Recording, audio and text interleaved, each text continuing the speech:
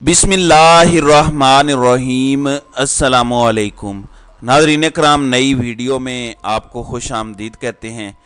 जिस अमेरिका को खुश करने के लिए इमरान खान को निकाला गया था, अब उसको मज़ीद खुश करने के लिए रूस के साथ पंगा ले लिया गया है। मैं आपको दिखाता हूं, लेकिन उससे पहले आपको एक छोटा सा क्लिप सुनवाना चाहता हूं। ख्वाजा आसिफ बड़ी खुशी से और बड़े दावे से एक प्रोग्राम में बैठ के कहते हैं कि इस्टेब्लिशमेंट ने ये अल्फाज इस्तेमाल किए हैं इमरान खान के बारे में कि we had enough of him, यानी अब हमारी बस हो गई थी इमरान खान को लेके। यानी ये कहने की कोशिश कर रहे हैं कि इमरान खान को अमेरिका ने नहीं निकाला, बल्कि इस्टेब्लिशमेंट की बस हो गई थी। उन्होंने हाथ खड़े कर दिए कि हम इसके साथ मज़ीद नहीं चल सकते। इसके जवाब में एक बहुत बुरी खबर ख्वाजा आसिफ को काशिफ अब्बासी ने भी सुना दी। मैं चाहता हूँ ये चंद सेकंड का क्लिप आप सुने ताकि आपको कहानी समझ आए कि इनके साथ हुआ क्या है। दे कुड सी कि उनका जो एक्सपेरिमेंट है, जो सारा एफर्ट उन्होंने 2018 च जो सारी चीज़ें उते थले की की नतीजा निकलेगा। It was apparent the world which you was use we have had enough of him. ये फिक्रा इस्तेमाल किया। मैं बताऊं, एक नया फिक्रा बताऊं आपको, बड़ी जिम्मेदारी से कह रहा हूं। साडा ख्याल सी वो नकम्मे ने ए उदे तो भी ज्यादा नकम्मे। जुमला बता रहा हूं। अब मुबैना तौर पर वही एस्टेब्लिशमेंट जो कहती थी कि इमरान खान के हवाले से हमारी बस हो गई है, या इमरान खान को निकम्मा कहते थे, काशिफ अब्बासी के बकौल अब वो कह रहे हैं कि हम उन्हें निकम्मा कहते थे। ये उनसे भी ज्यादा निकम्मे हैं जिन्हें हम बाद में लेकर आए हैं। और ये सुनते ही ख्वाजा आसिफ की कांपें टांगना शुरू हो गई होंगी, क्योंकि हुआ क्या है। क्योंकि मुझे ख्वाजा आसिफ का ये जुमला याद है, बल्कि तकरीर का कुछ हिस्सा याद है जो उन्होंने असम्बली फ्लोर पे की थी, और तब इमरान खान वजीर आजम थे। इन्होंने कहा था कि इनको पता ही नहीं चलेगा और इनके पैरों से ज़मीन खींच ली जाएगी। जो इक़्तिदार होता है इन्हें पता ही नहीं चलता, अचानक कोड़ा बरसता है। और हुआ वही, क्योंकि इन्हें पता था, इनके राब्ते थे। अब ये इक़्तिदार में है और इन्हें नहीं पता कि पीछे क्या हो सकता है। इसीलिए इन्हें खदशात हैं कि हमें निकाल के, या हमारी जो मुद्दत पूरी हो रही है, हमें जाने का कह दिया गया है। एक केयर टेकर हुकूमत या टेक्नोक्रेटिक टाइप सेटअप बहुत लंबा चलाया जा सकता है, यानी किसी को भी खाने के लिए कुछ नहीं मिलेगा और डायरेक्ट हुकूमत कोई और करेगा। ये अब इन जमातों को भी खदशात हैं। एक और चीज़ नाज़रीन इकराम मैं आपको बता दूं, एक बड़ी सीरियस डिबेट चल रही है जिसमें पीपल्स पार्टी ये कहने की कोशिश कर रही है कि हम बड़े जमहूरी हैं, और नून लीग बिल्कुल वाज़ेह है वो क्या डिमांड कर रही है। शहबाज शरीफ, नवाज शरीफ और मरियम की ये डिमांड है कि तहरीक इंसाफ पे बतौर जमात पाबंदी लगा दी जाए, और कुछ भी करके किसी नए नाम से भी इनको इलेक्शन ना लड़ने दिया जाए। ये बुनियादी डिमांड है दोनों भाइयों की और बड़े भाई की बेटी की। जबकि पीपल्स पार्टी सामने आके ये कह रही है कि हम जमात पे पाबंदी लगाने के हक में नहीं है, जमात को इलेक्शन लड़ने दें। अब इसके पीछे क्या गेम चल रही है हमें नहीं पता। क्या ये इसलिए है कि इमरान खान को गिरफ्तार करेंगे, नाअहल करेंगे, इसके बाद चूंकि पार्टी शाह महमूद कुरैशी ने चलानी है, ये इन्हें लगता है तो फिर ठीक है, सब मिलजुल के बांट के खाएंगे। और अगर इलेक्शन के बाद नून लीग ने वजीर आजम की कुर्सी छीनने की कोशिश की तो हम दूसरी तरफ इत्तेहाद कर लेंगे। इमरान खान अगर जेल में होगा तो इत्तेहाद तो हो सकता है, फिर किसी के साथ भी इत्तेहाद हो सकता है। ये सोच हो सकती है दिमाग में, क्योंकि जरदारी बड़ी शैतानी सोच का मालिक है और वो कोई भी बात वैसे नहीं करता। याद रखें कि रजीम चेंज ऑपरेशन का सबसे बड़ा खिलाड़ी ये है। वो क्यों चाहेगा कि तहरीक इंसाफ रास्ते से ना हटे। कुछ सियासी फायदे भी होंगे, मजीद भी इलेक्टोरल फायदे भी होंगे, लेकिन मुझे इसके पीछे चाल लग रही है। बिलावल जरदारी ने आज एक प्रेस कॉन्फ्रेंस की, और आपको पता है कि ये यूक्रेनी फॉरेन मिनिस्टर के साथ थी। उस प्रेस कॉन्फ्रेंस से रूसी सहाफ़ी को निकाल दिया गया। इस पर रूस ने बाकायदा कहा है कि हम सवाल करते हैं कि ये हुआ क्या है। इस पर उन्होंने सवाल पूछा है और रूसी एम्बेसी सवाल कर रही है कि ये क्यों हुआ है, क्योंकि खबर यह है कि एक दिन पहले जो सहाफ़ी को ओके किया गया था उसमें रूसी सहाफ़ी शामिल था। अचानक सुबह के टाइम यूक्रेनी फॉरेन मिनिस्टर ने कहा कि हम रूसी सहाफ़ी बर्दाश्त नहीं करेंगे, तो उसे निकाल दिया गया। एक छोटा मुल्क है, एक तरफ दुनिया की दूसरी या तीसरी बड़ी फौजी कुव्वत है, और हमने चूज़ किया छोटे मुल्क की बात को मानना। ये अचानक नहीं हुआ। हम कभी भी छोटे मुल्क की बात अचानक से ना मानते। ये छोटे मुल्क की बात नहीं मानी गई, ये बड़े अब्बू की बात मानी गई है। और इसकी तरफ इशारा आज इमरान खान ने अपने खिताब में भी किया کہ جب حملہ ہو گیا تھا اور عمران خان واپس آ گئے تھے دورہ کر کے, تو عمران خان کے بقول اس وقت عمران خان کو جنرل باجوہ نے کہا کہ آپ اس روس کی مذمت کریں. ظاہر ہے بڑے ابو کا آرڈر تھا, خود سے تو نہیں کہا ہوگا. عمران خان نے آگے سے جواب دیا کہ میں ابھی روس سے ہو کے آیا ہوں, وہاں سے تیل گیس لینا ہے, ہم نے گندم لینی ہے 20 لاکھ ٹن, اور میں ابھی ان کی مذمت کر دوں. بھارت مذمت نہیں کر رہا, نیوٹرل ہے, ہم بھی نیوٹرل رہ لیتے ہیں, مذمت نہیں کرتے, انڈورس بھی نہیں کرتے, کسی کا ساتھ کھڑے بھی نہیں ہوتے.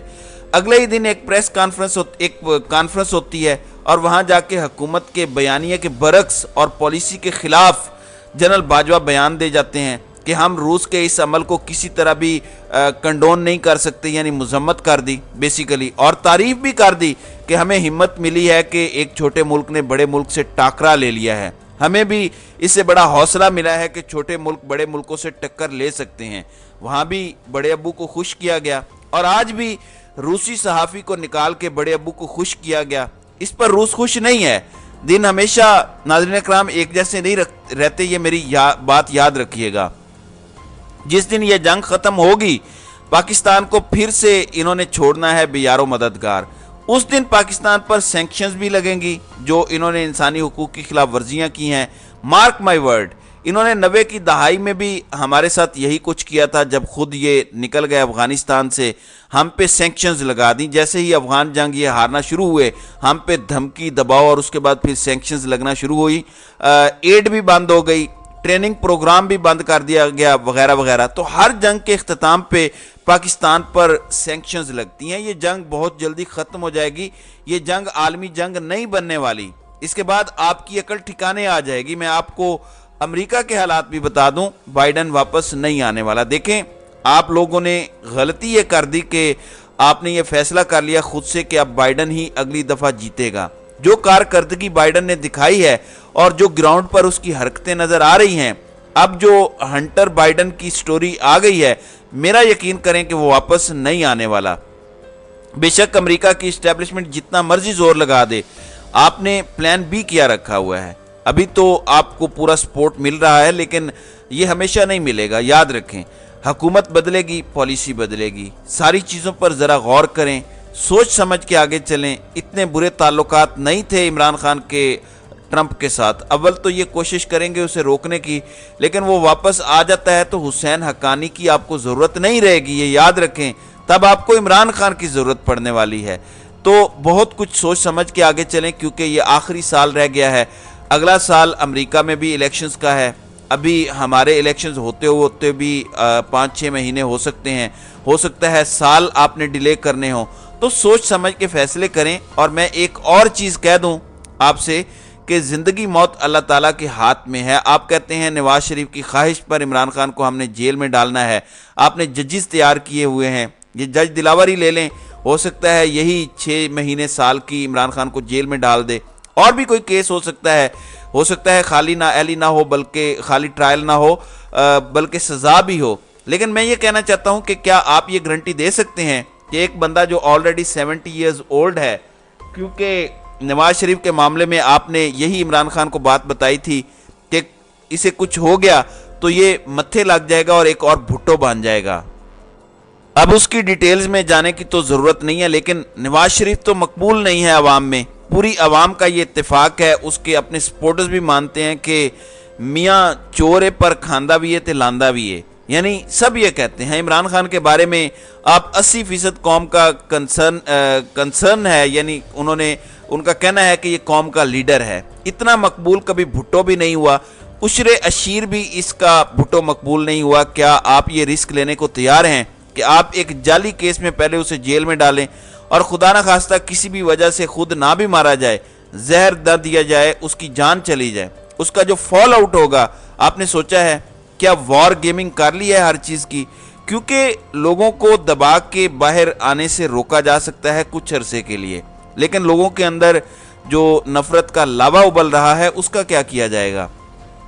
کیا نیشنز ایسے چل سکتی ہیں؟ کیا ادارے ایسے چل سکتے ہیں جب قوم ہی ساتھ کھڑی نہ ہو؟